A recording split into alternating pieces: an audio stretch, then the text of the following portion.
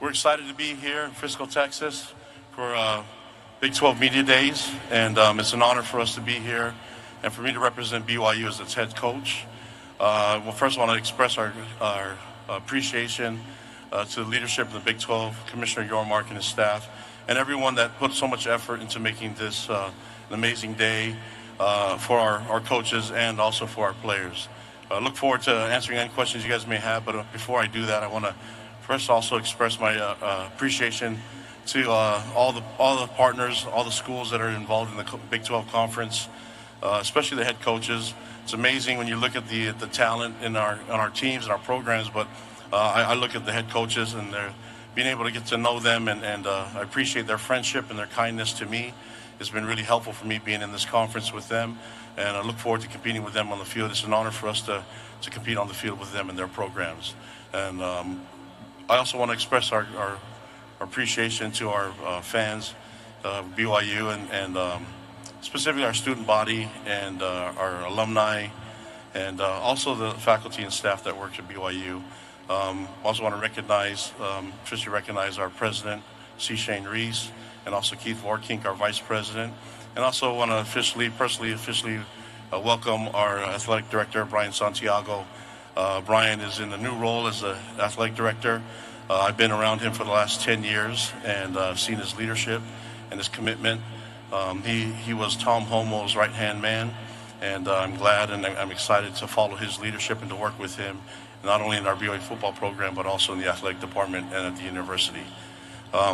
Also want to let our players know how much I appreciate them, and we have 5 young men that are out here representing the team. The difficult part is that I think I could have chosen from about 30 leaders that I think will do a great job speaking here for our program in media days. But we have on our offensive side, we have LJ Martin and Chase, who's a running back, and our receiver Chase Roberts.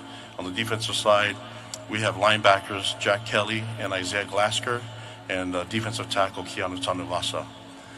That being said, I want to open up the floor for you guys to ask me any questions and get this thing started. Thank you. Senator. Yeah, Tyler Budge, CF Budge. Coach, in the face of some off-the-field distractions this offseason, you said a little bit ago that every team develops its own identity. In the face of this uncertainty, what identity have you seen start to emerge with your group, or is that something that you don't fully see until the fall? I think the identity is still a work in progress. I think you have to have a foundation that's set on some principles, and you have to have a mission that you want your program to follow through with. So we have all those in place, but I think there's room for flexibility for our team to find their own identity, and that's usually done with the leaders and the team itself. I would love for me to speak for them, but you have 5 young men that can do that, and I think as we go throughout the year, we'll start to establish their identity, not only on the field, but off the field. So I'm looking forward to the leadership, and there's so much excitement and energy around our program, and that's a big part of what the players and how they conduct themselves. Again, if you have a question, please raise your hand. Our microphone holders will go to you. We'll go here to center left. Drake Toll, Locked On Big 12. Coach, losing a senior quarterback, how has the locker room reacted to that, and where's the QB battle set? Yeah, I think well, first of all, there's competition in every position. So I think the one that gets the most attention is quarterback in every program. But everybody in our program, everybody has to be competitive, and you have to fight for your spot. And then you have to balance that with loving each other and mentoring and taking care of each other. So that's a fine line that I mentioned before. All the head coaches do a great job at doing that in their programs. I think for me, it's just allowing the guys to compete. In the quarterback room, if you're going to play at BYU, you have to be able to throw the ball. So we have guys that can sling the ball, and they all have different skill sets. The fortunate part for me is I have a coaching staff that was able to keep intact, and so there's always a knowledge of the offense for the guys that are there, and then we have incoming talent that I think could be really special for us. So let's settle it on the field, let them compete, and then I only know one way, and I just play the best guys. That's how it works. Okay, we have a question here in the center, third row. Jason Christensen, the Daily Universe. Good to see you, Coach. With the recent events this last few weeks, there's been a lot of attention to the honor code, and I wanted to hear your thoughts on what it means to you to be at a university that has an honor code and what role it plays for you as a coach and a mentor of these young men. Yeah, our university is, we're sponsored and affiliated with the Church of Jesus Christ of Latter-day Saints. So there's a level of expectation and a standard that we ask our student athletes and our students all together to live by. Every school has their standards. We have ours too, and our expectations. We have an academic expectation as well. So if young people don't fit the academic criteria, then they don't get in school. So these are just part of the things that you have to be committed to, and we expect our students to live according to what they signed up for. Okay, we have a question here in the center left.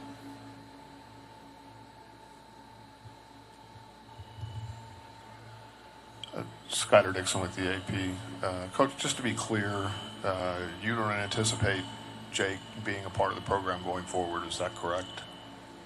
I think right now, first of all, I love Jake Retzloff. We love Jake Retzloff and appreciate all that he's done for our program.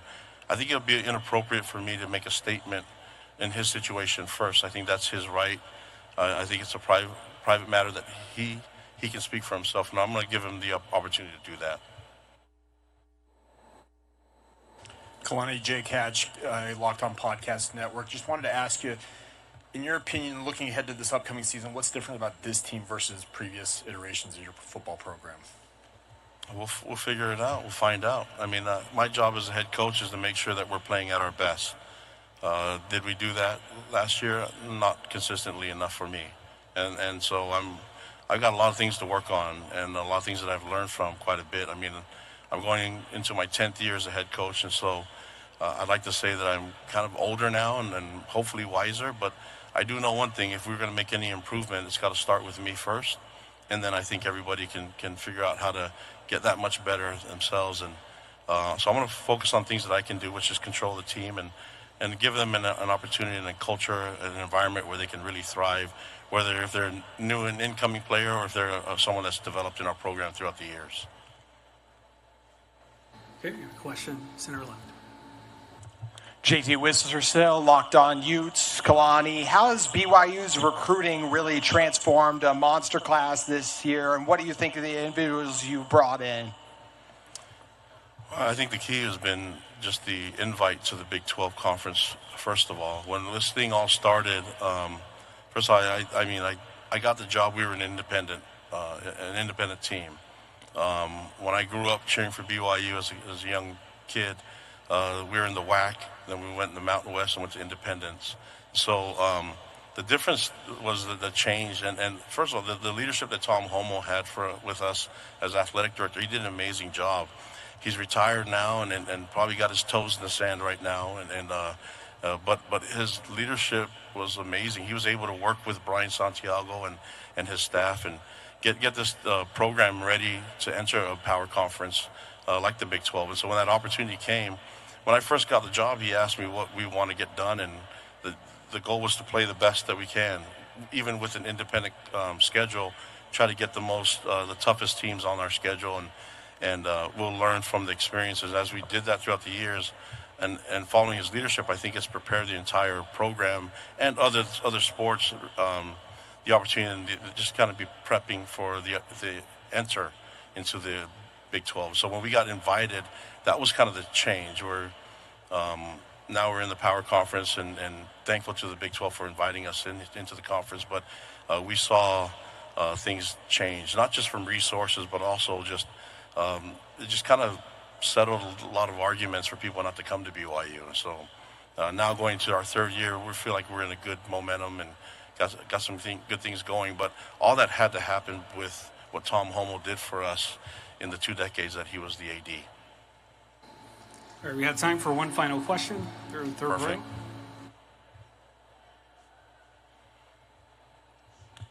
row. Sam Foster, Daily Universe. Just going off that 2026 recruiting class is one of the best in BYU history. Now that students they decommit a lot and they transfer a lot more than in previous years. How do you make sure that these students that you're recruiting for 2026 stay with this program, and a lot of them are going to go on missions? How do you make sure that you keep them on board for years to come? That's my job. I have to do a great job at creating an environment that they want to be a part of, and a lot of that is understanding them and creating an environment where they want to be focused on getting a degree. I think the transferring quite a bit is you lose credits, and we got to get the focus right back on the students getting and earning a degree, and so that's what we're going to focus on. And I want to develop them in a lot of different ways.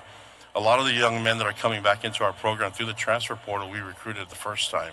So I'd like to get it right the first time. It seems like we're doing better now than we did before. So let's just try to do that and hang on to them. I'd rather do it that way and get it right. And that's on me. If I'm not able to retain them, then that's my fault.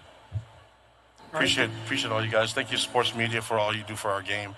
College football is in a really good spot, and a lot of you guys have to do for that. Thank you.